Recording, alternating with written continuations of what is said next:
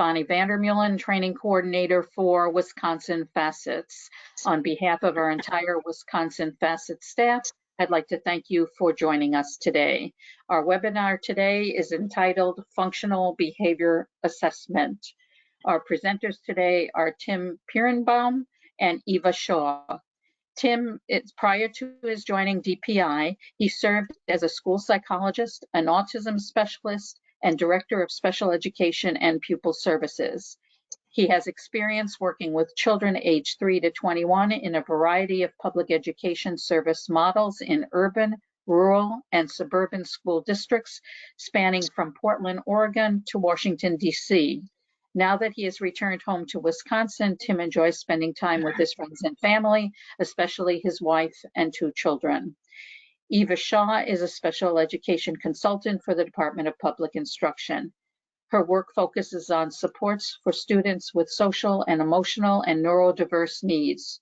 She has worked in the field of special education for over 25 years and has had the privilege to serve children, families, and schools in a variety of roles as a special education teacher, diagnostician, and program support teacher, PBIS external coach, NVCI instructor, and special education supervisor. It is my great pleasure today to introduce to you both Tim and Eva. Thank you, Bonnie. Thank you, Bonnie, and welcome everyone. And I guess Eva and I would first like to say right back at you to Wisconsin Facets for having us today. It's always appreciated when we get a chance to connect directly with families of students. We're often working with teachers and school staff members, but obviously working with parents and getting this information to parents is important as well, as they are key partners in education.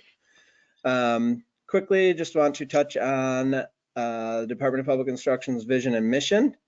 The information we're going over today, anytime we develop presentations, information, things like this, we're always focused on these things. So hopefully that comes out in our discussion today. Hopefully what you will get out of our discussion today is a clear understanding of the functional behavior assessment process. FBAs, as we'll be referring to them, they're really a kind of easily misunderstood and often misapplied term. They're often applied broadly to solve sort of broad concerns or challenges that students might face. They're often thought of anytime any behavior of concern starts to be addressed or talked about or noticed. But in reality, an FBA is a really narrow targeted process. So today we're going to go over defining what an FBA is, what situations they're used for, how they're done. We'll discuss FBA data and information and how they're collected and then incorporated into individual education plans or IEPs, as well as where this process, the FBA process, fits within the broader system of an equitable multi-level system of support. And then finally, throughout our presentation, we'll certainly be mentioning and talking about the vital role that parents play in this process. We want to point out that what we're talking about today is not information or ideas that just came out of Tim and Eva's head. That FBAs are an evidence-based practice along with these other evidence-based practices that you see on the screen here.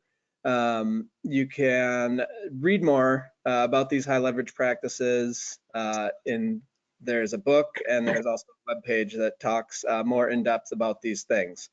We wanted to point this out because while an FBA in and of itself is considered an evidence-based practice and one of these high leverage practices, that the other 3 things that you see on those screens, the collaboration and using multiple sources of data, are things that essentially make up sort of the core of what an FBA is. And each of these things, these high leverage practices, align with our equitable multi-level systems of support. So those high leverage practices, including FBAs and the resulting behavior intervention plans or behavior support plans, happen within the context of an equitable multi-level system of support. We want to point out that students with IEPs should experience the same high academic and behavioral expectations and instructional standards as students who don't have IEPs. And within the MLSS, every student should receive the support they need. For some students, receiving that support may be the result of an FBA.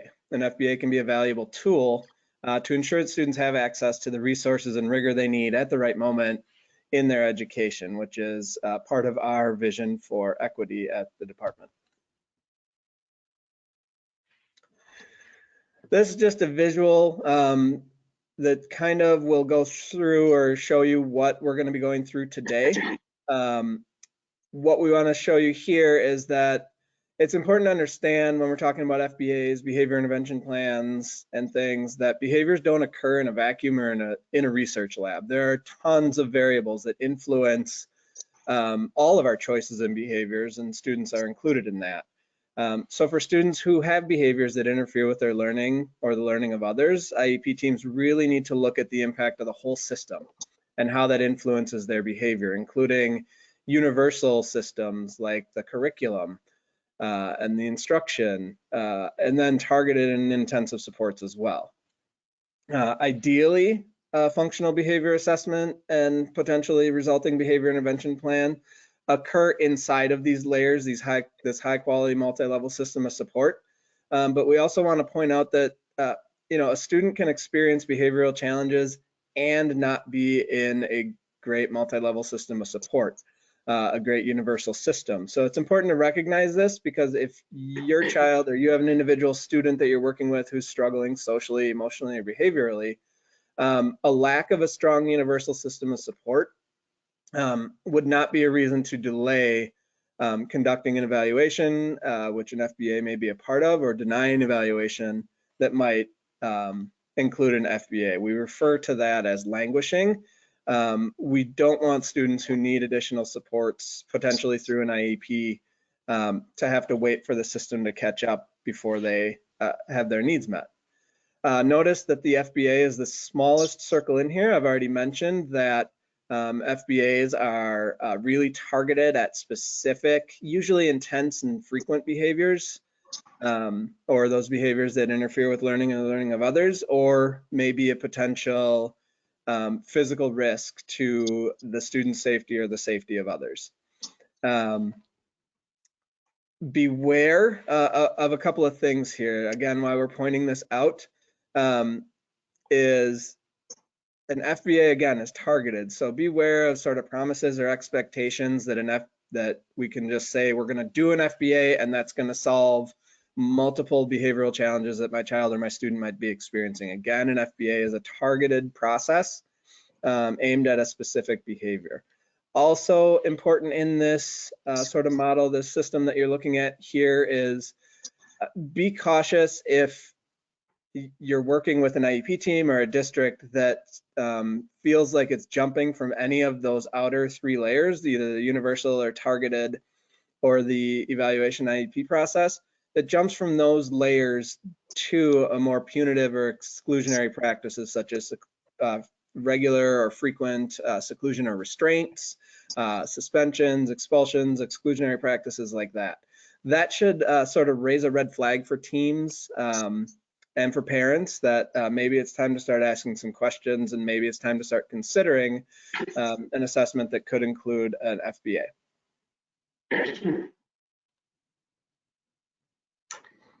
So before we can talk about a functional behavioral assessment, we really have to consider the supports that are currently in place. Like Tim said, within that the equitable multi-level system of support, there needs to be things in place to meet that student's needs.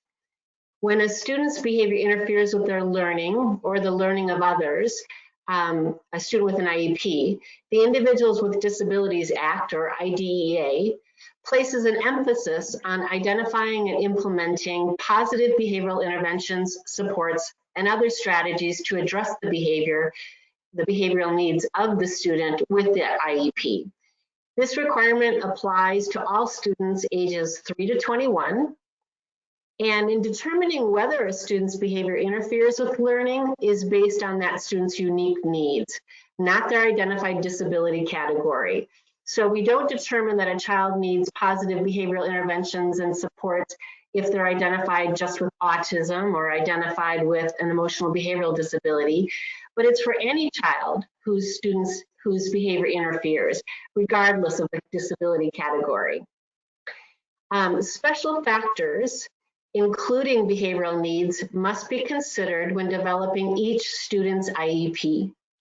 When developing a student's initial IEP and at least annually, IEP teams must consider whether the student's behavior impedes their learning or the learning of others.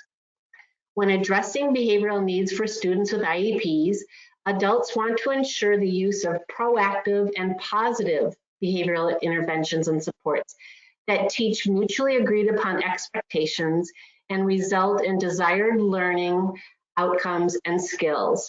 Again, this is highly individualized based on the student's strengths, assets, barriers, and needs.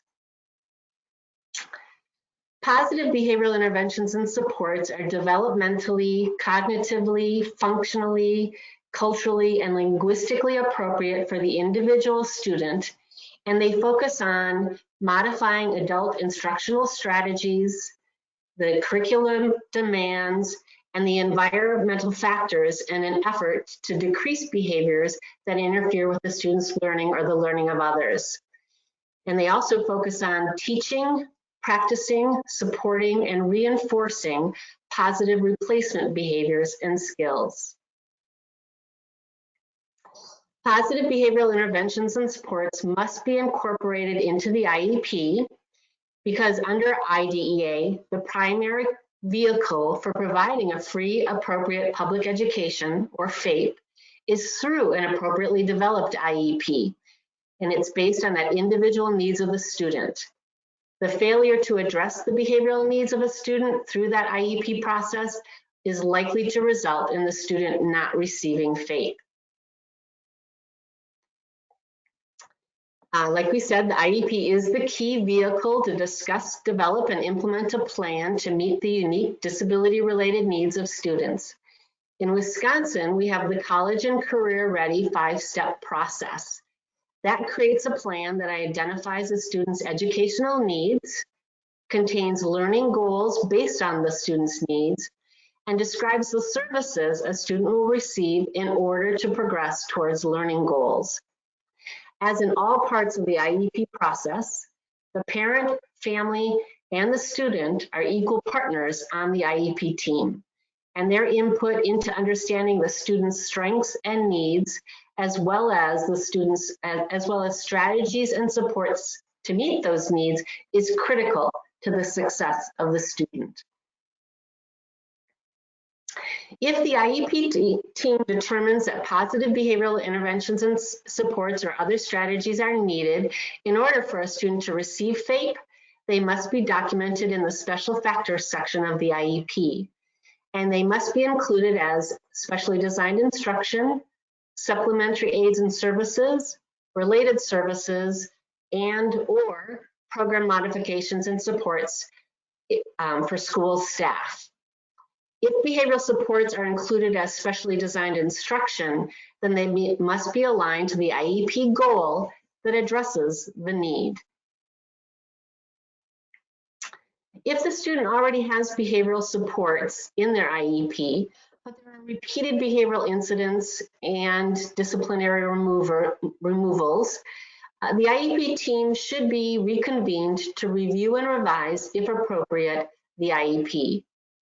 If the positive behavior intervention and supports are not meeting the student's needs, the IEP team would want to relook at how the student's disability is affecting access, engagement, and progress in general education, and determine why the student is not meeting any early childhood or grade level standards and expectations.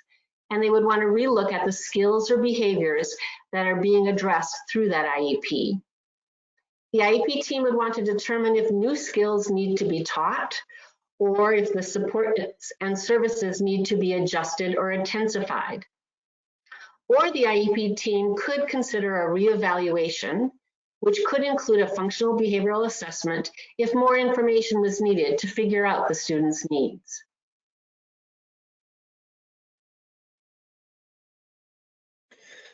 All right, so now we're going to get into some of the details about what makes up an FBA and how we would go about doing it. But first, we're going to talk just briefly about why a team might consider an FBA and why you're here today and why we're talking about it. The main reason is quite simply educational equity. There are some links to on this slide here to some different data sources and information that talk about disproportionality. We know that exclusionary practices, punitive disciplinary practices sort of disproportionately impact and harm students with disabilities and students of color. So really a well done FBA, it's a tool that if done well can reduce disproportionality in these areas, whether it's inappropriate special education identifications, whether it's disciplinary practices, seclusions or restraints or suspensions, expulsions. A well done FBA can really help reduce disproportionality by ensuring that culturally responsive practices are done. FBAs really emphasize the use of objective data in decision making rather than, we have some resources on culturally responsive problem solving on our website, created and provided to us by Dr. Marquita Newell, who refers to sort of the subjective data or information that often gets used in decision making as teams looking at untrue, unfounded, or unalterable reasons that get attributed to various student behaviors. So a well-done FBA can sort of assess the influence of all the ecological factors or all the things going on around a student that influence their behavior.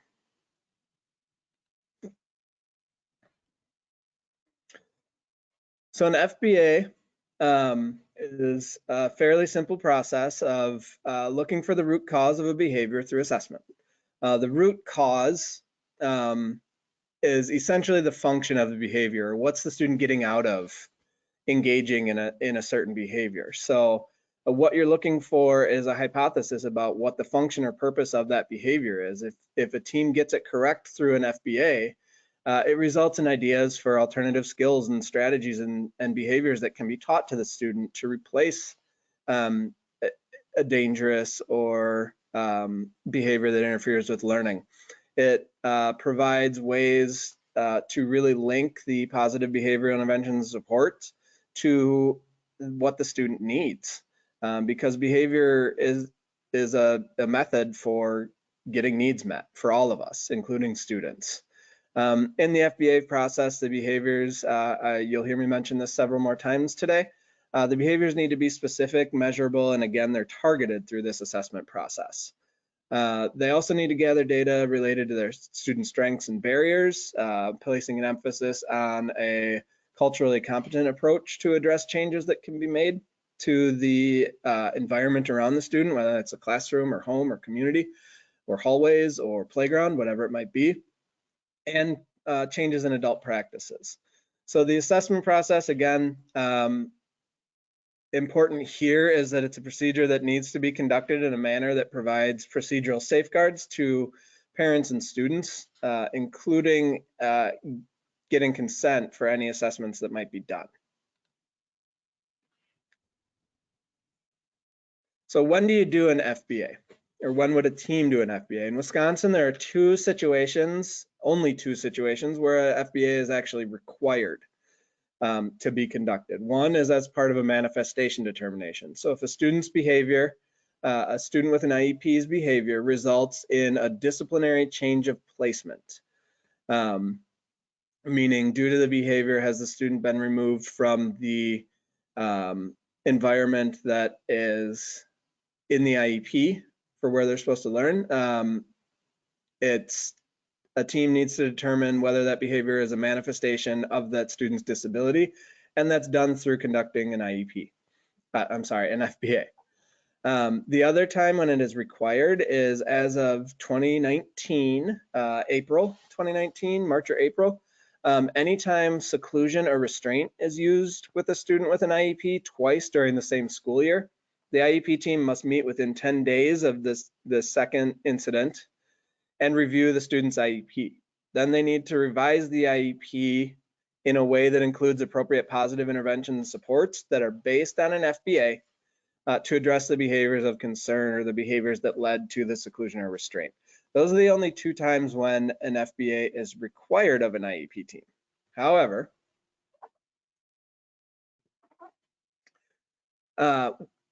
even if it's not required, an FBA can be a valuable tool for a couple of different things. One, as part of a comprehensive special education evaluation, it can be a tool for helping gather data to determine eligibility and need for special education services.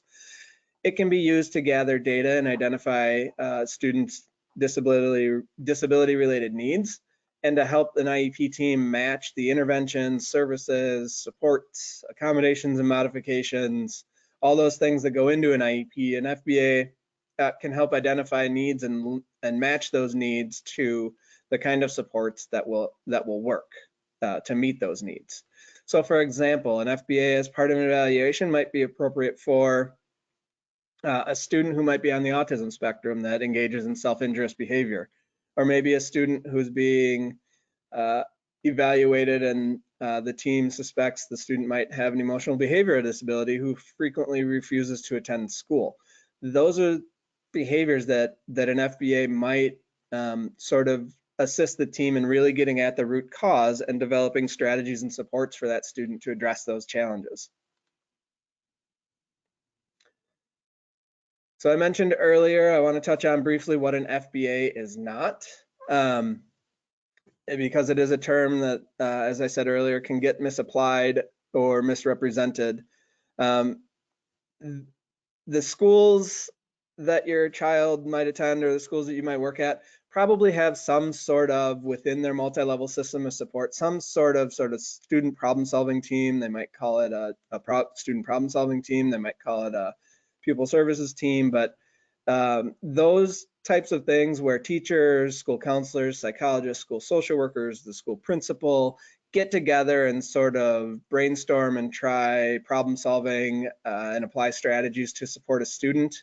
That's not an FBA, not always an FBA. Things like universal strategies, your school or your district may have something referred to as like a PBIS system, a positive behavior intervention and support system, and may have sort of universal or school-wide or classroom-wide, positive behavior strategies, classroom rewards, things like that. They may keep classroom-wide or school-wide data for all students to sort of drive decision-making and problem-solving and social, emotional, and behavioral instruction. That's not an FBA either. Where the line gets drawn, what makes something an FBA is when individual student data starts to get collected and then used in a manner that suggests the LEA or the school or district suspects that a student might have a disability. That would trigger what's called their child find obligation, where they would be obligated to refer that student for an evaluation and conduct a comprehensive evaluation. Another way to sort of look at it is if the data that's collected or the interventions attempted could change the student's educational programming or their placement, that's another indicator that that an FBA, comprehensive evaluation, might be necessary. So in either of those situations, the reason that may trigger a referral, an evaluation, or an FBA as part of an evaluation is because in those situations, when you're collecting student-specific data, students and parents have certain rights and procedural safeguards in terms of the decisions that are made about their child and their child's education. So just wanted to point that out, that schools and districts are constantly sort of collecting universal data, observing students, working and thinking through ways to meet students' needs. It's not always an FBA until it sort of reaches that threshold of, do we suspect there's a disability that might be impeding a student's learning?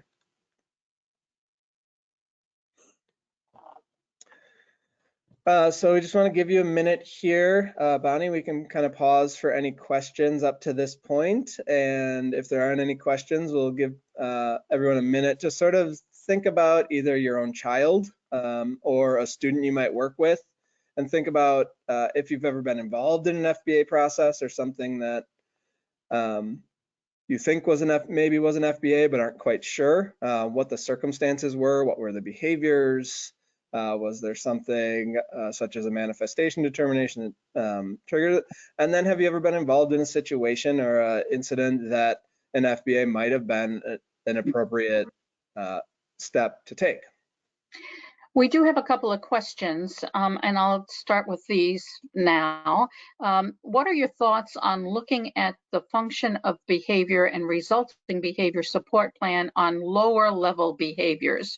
Students who are exhibiting behaviors only in the school setting, students for whom an evaluation is not being requested, or who do not necessarily have an IEP?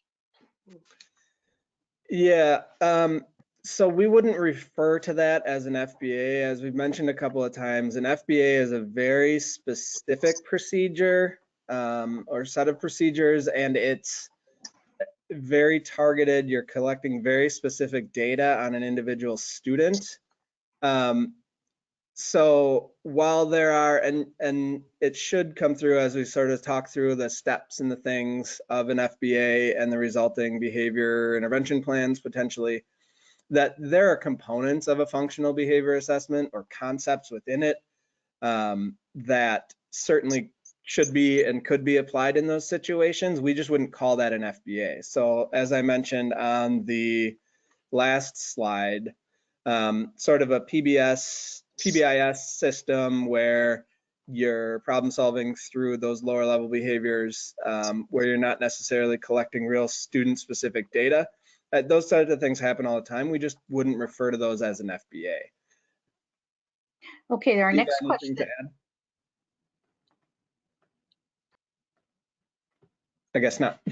No, I'm sorry, I didn't hear that. I was listening for Bonnie, sorry. No, I didn't have anything to add. Okay, our next question is, there are times when it is required for special education. Can we deny regular education access? We give IQ and achievement tests outside of special education, and an FBA, hang on a minute, is not even normed like those. So I guess that's what I have here right there. I guess that's the end of that question.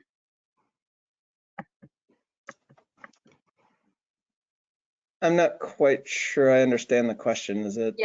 Yeah, I will ask the person to just resubmit their question in a different format, or to make it just a little bit more clear for us, but I'm reading what was submitted. The next question that I have is to ask in a way that is perhaps more clear. Are you saying that the only time an FBA/BIP should be used is during the IEP process? The short answer to that is yes, with the caveat that, behavioral problem solving or addressing, unwanted or challenging behaviors, there are different processes that sort of look and feel kind of like an FBA because it follows the same sort of problem solving process that occur in schools all the time. That again, where the difference is, where the line is drawn, is if you're collecting individual student data that suggests the school district or someone working for the school district suspects a student may have a disability, you have a child find obligation. And from the parent's perspective, if you're collecting real specific student data that might result in a change of their educational program or a change in their educational placement or setting, parents get to be intimately involved in that process. And part of that is through the procedural safeguards they receive through IDEA. Eva, do you want to jump in? No, I mean, I think you answered it well. It comes down to that real individualized data collection around that specific student and the procedural safeguards for parents.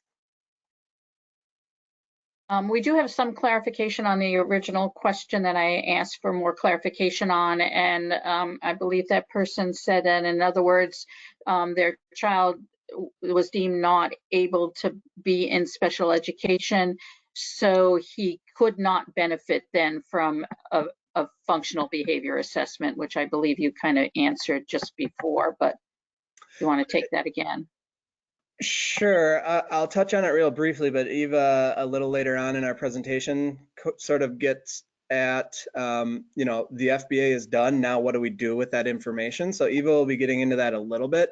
If an FBA was done as part of the special education evaluation, certainly there's data and information that would be helpful in identifying a root cause of a behavior or behaviors and supporting and meeting that student's needs, whether it's through an IEP or not. So I'll leave that there because I know Eva gets into that in a little bit. We do have a couple of more. Do you want to take some more time for questions right now, or do you want to move ahead? Let's move ahead and hope that hopefully some of our information that we share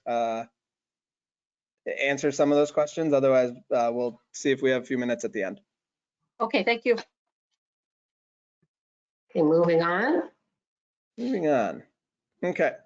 So at a minimum, an FBA needs to include these 3 steps.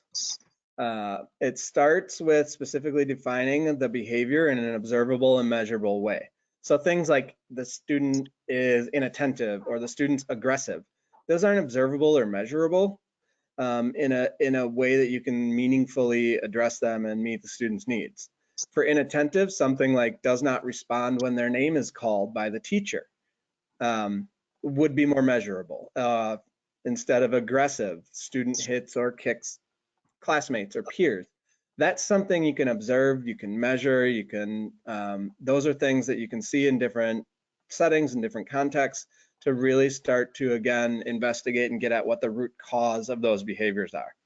Number 2, direct behaviors are required, but certainly shouldn't be the only data that you collect as part of an FBA. And then number 3, you see the little asterisks there under the behavior support plan. We'll get into how we visualize what an FBA process is, and the behavior support plans really, it's not an assessment, it's what comes from the assessment. So it's certainly related to the FBA, but it's not necessarily part of the FBA process. It's a separate process. Much like in a special education, the evaluation is not the same thing as the IEP. So beyond the bare minimum that we just introduced on the last slide, we really strive for what the best practices is in supporting students within our multi-level system of support.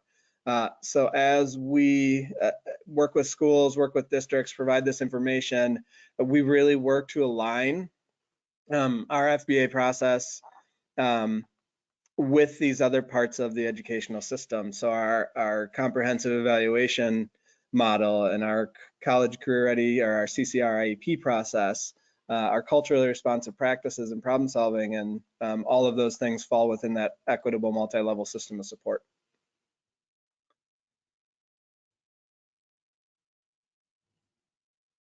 So we go into a little more detail in terms of what we think a quality FBA should include. One is identifying that target behavior. This includes a clear operational definition that all members of the IEP team can identify when and where a behavior does occur and when and where it doesn't occur. That's also key information as part of an FBA to identify what the root cause is. I've already mentioned the behaviors must be measurable. The target behavior identified, again, should focus on behaviors that interfere with the student's ability to access, engage, or make progress in the general education curriculum, or behaviors that interfere with their learning or the learning of others, or behaviors that pose an imminent threat to the physical safety of themselves or others. So that, again, that's where you're really spending the resources to do a robust, specific, targeted FBA. That's not to say that you shouldn't go through a similar sort of process for students who don't have IEPs or for students who aren't going through an evaluation process. It's just when you're using the resources and collecting that real specific student data, that's what we would refer to as an FBA. So step 2 there, you can see this, the data that you're collecting. Of course, we already mentioned the direct observation data is a requirement of an FBA. It's something that you need to do. And that observation data really should be done by, you know, someone who is focused only on observing. So while it's certainly important to get a teacher's input, and a classroom teacher can collect data on a student's behavior, it's really hard to get the really targeted specific data you need and see all the things going on in that classroom around the behavior, those ecological or environmental things going on around the behavior, if you're trying to teach 25, 30 plus students at the same time. So that direct observation should be done by somebody who's only focused on doing that observation. The data should use culturally responsive practices in that data collection. And it's also important to not only collect direct data, but indirect data as well. So some indirect data would be things like interviews with the teacher or the parent, could be work samples, it could be standardized behavior checklist, academic data, attendance data, all sorts of things. And they should gather information about those things you see on the screen there. Student strengths and things about the environment, the things that happen right before a behavior occurs, or those things that sort of predict when a behavior might occur, and then the consequences, or what happens after the behavior, things that maintain that behavior. Next step, once you've gathered that data, is we want to identify a root cause, or what the team will then sort of come up with a hypothesis of what they think the function of the behavior is. So once the team's collected that data, they're analyzing it, they're looking at it, they're looking at all the factors that point to what the most likely root cause is. Because if you don't get to that root cause, any support strategies, positive interventions, things that you try, if they're not getting to that root cause or meeting that same need that the student is getting out of that behavior, you know, the best supports in the world, if they're not meeting what the student's need is, aren't going to get there. And then the final step, again, is to determine next steps. So we got that question about, you know, what if my student is not going through an IEP process or an evaluation process? Can an FBA be done or be used? So a support plan might come through an IEP, but it also might come from your school or your district's PBIS system, or their multi-level system of support, or their Section 504 plan.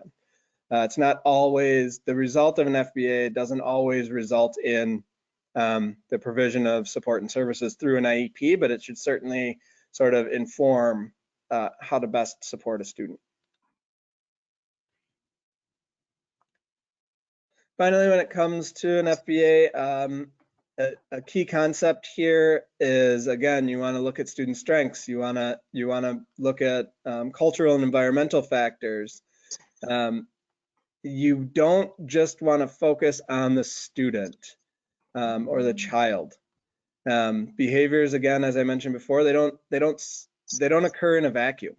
A student's behaviors, an adult's behaviors influence the environment around them, and the environment around them influences behavior. Adult behaviors influence a child's behavior, and vice versa. The way I respond to my 5-year-old makes him respond in a certain way, which then makes me adjust my behavior, and that cycle goes on and on. So things like culture, gender, your relationship with an individual, body language, the social demands of any given situation, the academic demands of a situation, all of these things influence our behavior and influence the behavior of our kids and our students. So given all that, and knowing how narrowly we want to focus an FBA, and that we have to figure out a way to consider all of these factors that might be influencing behavior, the question now is, well, how do we do that through an FBA? Well, one simple tool that can be highly effective in that is called the Riot ISIL matrix. So this is a really versatile tool that can be used in lots of different ways. can be particularly useful in organizing the what and how of the data collection within a functional behavior assessment. So in planning an FBA, a team could literally just fill this chart out to determine what information and data they needed. That's the column on the left there that you see, the ISIL. So what information and data do you need about the instruction that the student receives, the curriculum that they're involved in, the environments around them, classroom, lunchroom, playground, hallways, home, community, and then the learner themselves.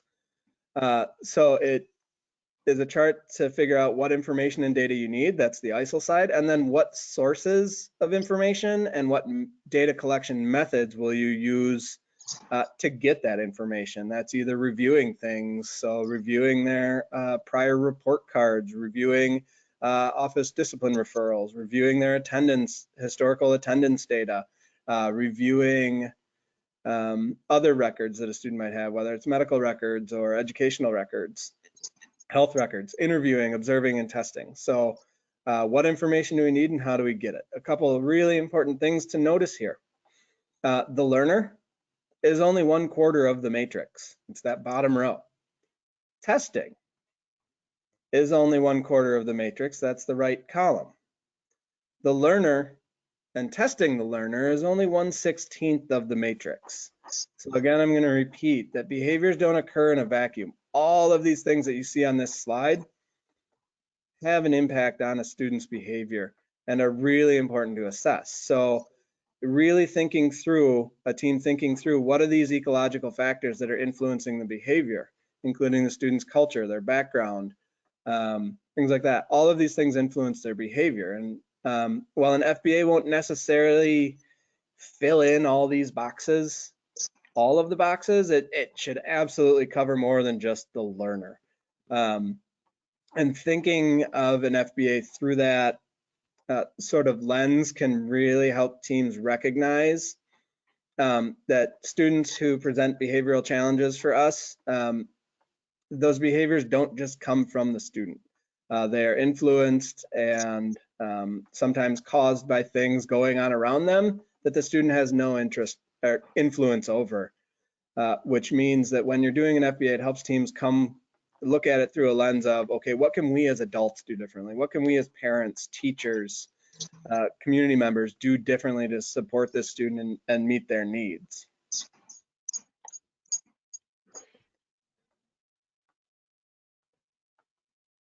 And finally, a couple of final key points about FBAs. There's no one way to do a high quality FBA, but there are certainly some things that all FBAs should sort of do. One, they should include input from many people involved in that child's life. The more eyes, the better. The more perspectives, the better. Because again, we're really trying to get down to the root cause. The FBA, the assessments included in it should be culturally responsive. They need to factor in the student's cultural background and the family's cultural values, because those impact how we behave, how we communicate, and what we do. I already mentioned the FBA is it's not a procedure that you should just broadly look at. Okay, this student is a challenge in the classroom, so we're going to just do an FBA. It's really focused on sort of those narrow, targeted, focused behaviors. And then finally, it's important to understand that while it's narrow in focus, that the context matters. Those ecological factors really matter. Home is a totally different environment than school. Even within a school, classroom to classrooms can be different environments. So different manifestations of a behavior or even different behaviors might be observed in different settings, but the root cause might still be the same. That need that the student's trying to meet through different behaviors might be the same, or often are closely related. So think about an example of a student who at home is resistant to their bedtime routine or going to bed. And at school, maybe they are resistant to or present some behavioral challenges when it's time to come in from recess and go back to class. Well, those two things are transition times, and they're transition times from something that's sort of fun and more independent for the student to something that maybe they don't necessarily want to do. So again, that collaboration, collecting that environmental or ecological data is so important, because it really helps. The more information, the more ecological data you have, the closer you can get to that root cause, or what that need is that the student has that isn't being met.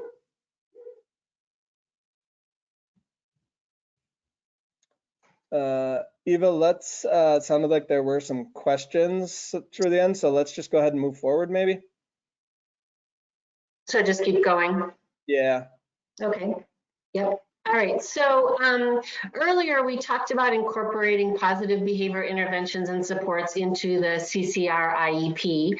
And that same holds true for incorporating the results of the FBA into the IEP if the student was identified with a disability category and was found to be eligible for special education services. Like Tim had mentioned, if through that process of an FBA and a special education, comprehensive special education evaluation or reevaluation, the child was found not to meet a disability category and not to require special education services, then the results of the FBA could be incorporated into that, the PBIS problem solving system that a school may have, or their behavior intervention team that they have for universal supports. But the results of the FBA have to be used in some way. The FBA itself doesn't help address the student's needs.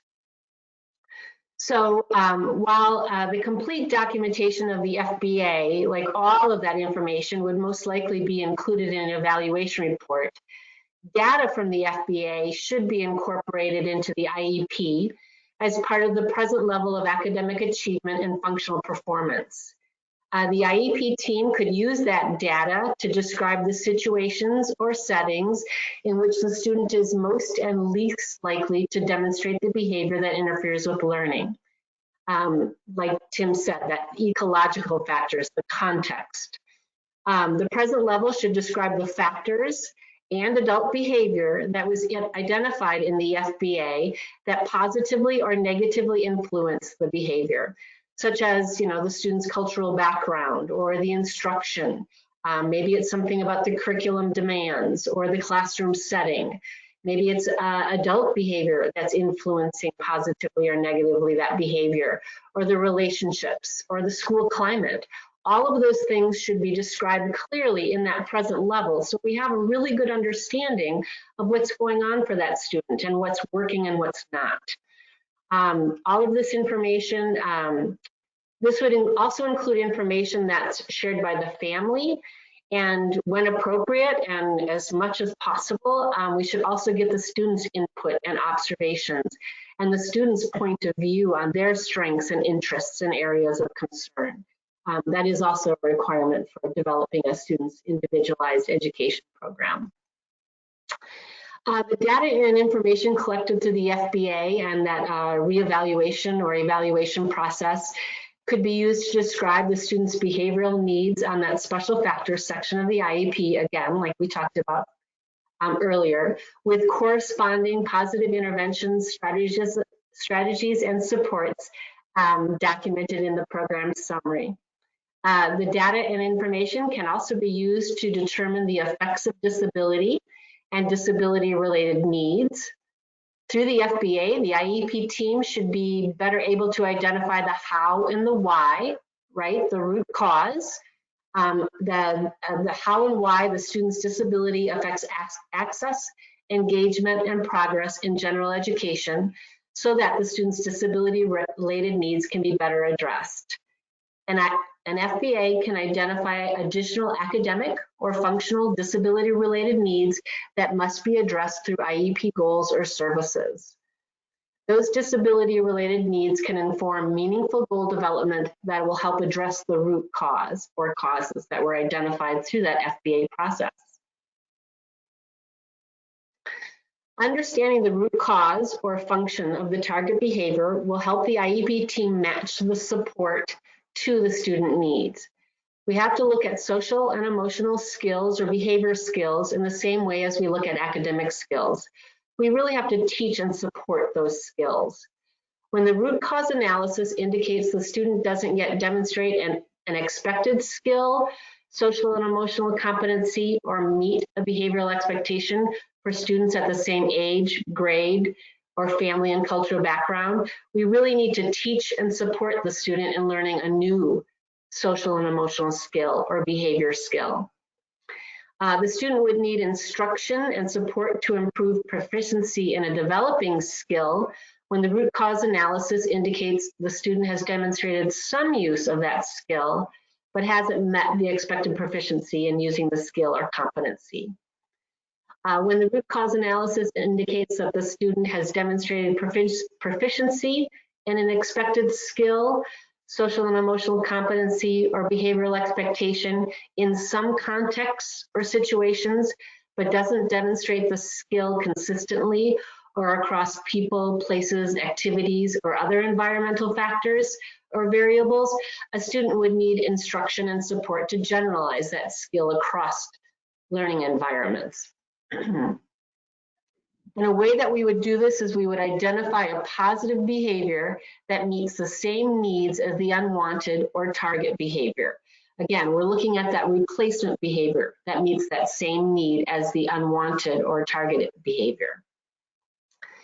So data from the FBA could be used to develop IEP goals that reflect high expectations, and that could be used to identify a skill or behavior the student should learn or improve matched to the student's needs, which puts the focus on teaching and support versus identifying a behavior the student should decrease, which doesn't focus on learning a new skill. So the goal should be about what we want to see the student learn or improve. And the data collected could also be used as baseline data that clearly describes the student's current skill level, and would also be the basis for setting the desired level of attainment, and could help determine the procedures used to measure the student's progress towards meeting that IEP goal. If you remember from our earlier discussion, the student's behavioral needs must be documented in the special factors section, and the positive behavioral interventions, supports, or other strategies must be documented as supplementary aids and services, specially designed instruction, related services, and/or program modifications and supports in the program summary. Many, if not most, of the positive behavioral interventions and supports that are listed as supplementary aids and services in the student's IEP can be implemented by general and special education teachers, related service providers, paraprofessionals, and any other school staff. If the behavioral supports that were identified through the FBA are included as specially designed instruction, they must be aligned to the IEP goal that addresses that need, and the instruction can be provided by appropriately licensed instructional staff. The program summary also includes related services and program modifications and supports. The related services are services required to assist a child with a disability to benefit from special education. And the program modifications and supports are the consultation the school staff does regarding the instruction and use of those supports. All services and supports in the IEP must clearly describe the type of service provided and the frequency, amount, location, and duration of that service. An IEP team might determine that more details are needed than what's included in an IEP, and they might create a separate behavior intervention plan. That's not a requirement, but an IEP team certainly can make that decision, since the IEP itself could include most of those supports. But the behavior intervention plan might outline a specific process for implementing a supplementary aids and service, behavior support, or other strategy, such as the fading procedure of a reinforcement schedule. Another example of when a behavior intervention plan may be needed is when a student engages in behaviors that pose an imminent risk to the physical safety of themselves or others, and that behavior intervention plan may be helpful to provide details on how staff respond to such behaviors and may include safety response or crisis intervention strategies. If the IEP team creates a separate behavior intervention plan, it must be clearly documented in the IEP that there is a behavior intervention plan attached to the IEP. And it must clearly describe, again, the type of service provided and the frequency, amount, location, and duration of that service. I think we're going to skip this so that we can get to questions about thinking of your own situations. I do want to wrap up, though, that the parents are such a critical piece. Obviously, they are by law equal partners on the child's IEP team. They have such a wealth of information about the child's strengths, needs, and interests. And parents and students have great insight into what works best based on those strengths and interests. An FBA is one piece in figuring out the strengths and needs of the whole child. And a child is not just a student, but also a sister or brother, a son or a daughter, a friend, an athlete, an artist. Parents and families are critical and can help to include that whole child into the discussion about the student's needs.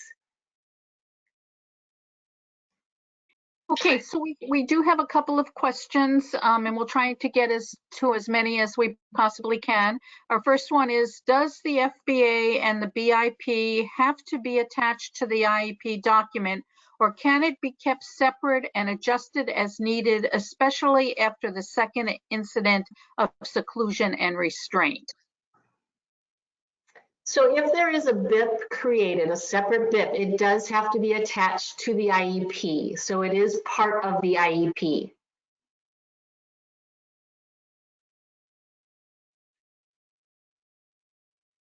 Okay, the next question I have is, a person says, I have completed many FBAs as part of a Tier 3 process for PBIS. It requires parent consent, and we do data collection and use it to develop a plan. Then we monitor to see if it has positive effects. Is this a situation where we should be doing an SE evaluation? They've always considered it to be a way to see if the student can make progress with skill teaching through PBIS. What are your thoughts? So again, the determination that needs to be made is, at what point do you suspect a disability? So I guess my hunch would be when you get to what they refer to as Tier 3. I guess what I would say is, if it's something like, we're collecting data and we're looking at things because the students, despite our Tier 2 small group interventions, they're not turning in their homework, or they continue to showing up late for class.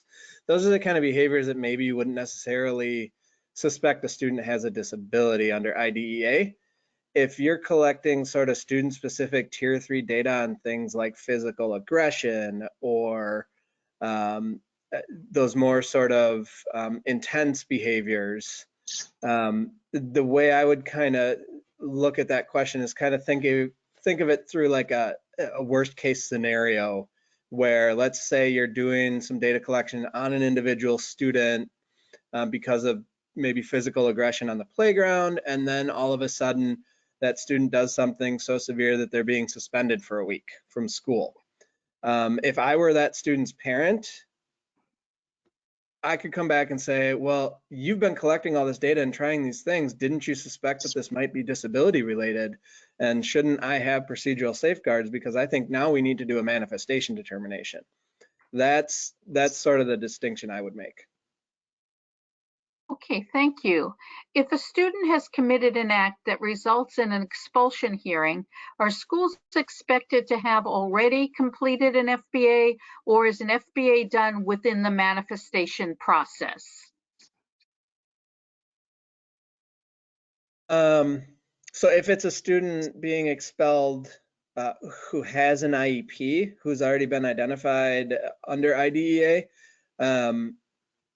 it can be either. So if their most recent IEP or evaluation included an FBA and it's current and recent enough, they could technically use that FBA data and information as part of the manifestation determination, or they would be expected to conduct a new FBA.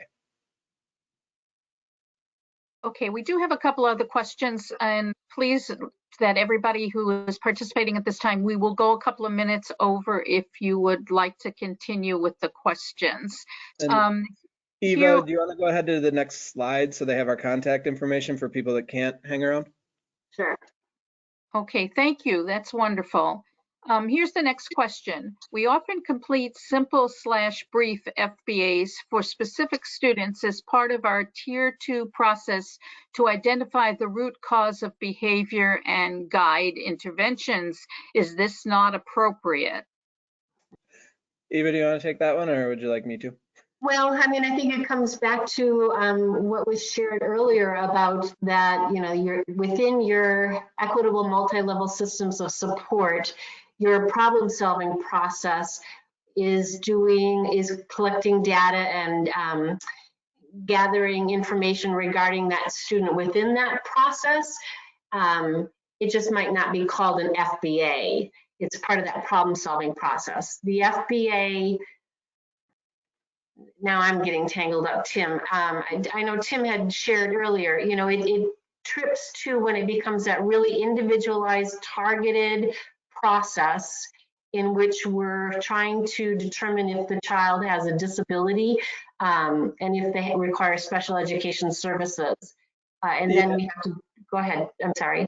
No, I was just going to say, in some ways, in that PBIS, in that sort of Tier 2, it in a way kind of comes down to semantics. Mm-hmm. We don't use the term brief FBA. The OSEP, the Office of Special Education Programs at the federal level, responds to questions and things through what they call Dear Colleague letters, which sort of give us guidance. And that's where we get the idea. One of those Dear Colleague letters is really what gives us the notion that an FBA should be really part of an evaluation process that affords parents procedural safeguards.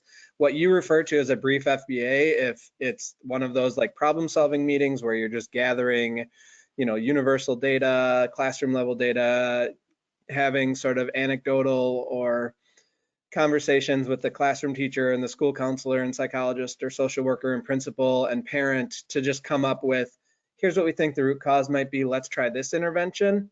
You might refer to that as a brief FBA, but we wouldn't. We would just call that a problem-solving process. Okay, next quick question. Where should it be stated in the IEP that there is a behavior intervention plan? That can be in a couple of places. It can be mentioned in the present level of academic and functional. It can be mentioned in the special factors section. It can be stated in the supplementary aids and services that there is an attached behavior intervention plan. There's several places it can be clearly indicate that there is an attached behavior intervention plan that was developed.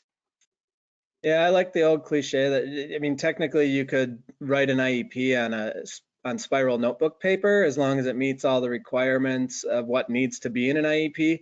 The key to that when you're talking about a behavior intervention plan is that it's documented, and it's documented in a way that's clear and easy and understandable, where everyone on that IEP team, particularly parents and teachers or anyone expected to implement any of parts of it, have a clear understanding of what it is and what they're supposed to be doing and what that means for the student. So, you know, as long as it's clear to everyone on the team what's going on and when things are happening, that's the key thing. And I'll take two more questions now, and then we'll have to close. And just to tell everybody that if your question wasn't answered, if you wouldn't mind sending those questions to Tim and Eva, I hope the two of you would appreciate that, if that would be okay with you. Absolutely. Okay, the next question I have is if an FBA has determined that the classroom environment, which is too many students in the class, would the school need to provide possibly a smaller environment classroom with fewer students if that was one of the things that was mentioned in the FBA? Or again, that is so student specific, it would be hard to really answer that completely, but I guess I would also wonder about that student and if that large classroom setting is problematic, what skills could we teach that student to better manage that environment?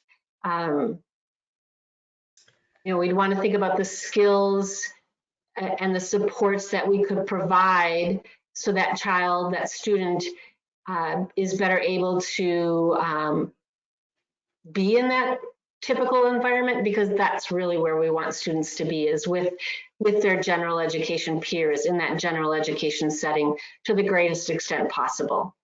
And I would add to that the number of students, so that this is a pretty common thing that teachers, parents recognize that, like, oh, my child or this student does better in a small group setting. What I would add to that is the number of students in an environment isn't in and of itself a root cause of a behavior. It's a factor related to that. So what is it about those larger group settings that are impacting? Is it the noise that number of students creates? Is it the amount of physical space around that student? Is it movement? Is it particular students that might be triggering or contributing to certain behaviors? Is it the social demands? Is it academic demand? There are lots of different things that size, that number of students around the individual might be influencing, but the number of students itself wouldn't necessarily be a root cause. Okay, and I'll just do this last question, and then I apologize to anyone who hasn't had their questions answered at this point. Can parents request an IEE for an FBA? Yes, they can. Yes, they can. That's a question. I'm trying to think. I know that it's in one of our bulletins. If the person who asked that question wants to email me, I can provide a direct source of information that clearly states that that is allowed. Okay, thank you very much, Tim and Eva. Do you have any closing thoughts that you'd like to say at this time? Just thank you again for having us, and if anybody has additional questions, to please reach out. Okay, thank you both for your presentations today. Then this will conclude our webinar. We'd like to thank everybody for joining us today. Please be reminded that Wisconsin Facets has over 100 trainings and webinars that are scheduled. And please feel free to check out our website and register for any of the upcoming trainings that you may be interested in. Also, please watch for the short evaluation that will be coming your way after today's live presentation. Have a great day, everybody. Thank you again, Tim and Eva. Bye-bye for now. Thank you, Bonnie.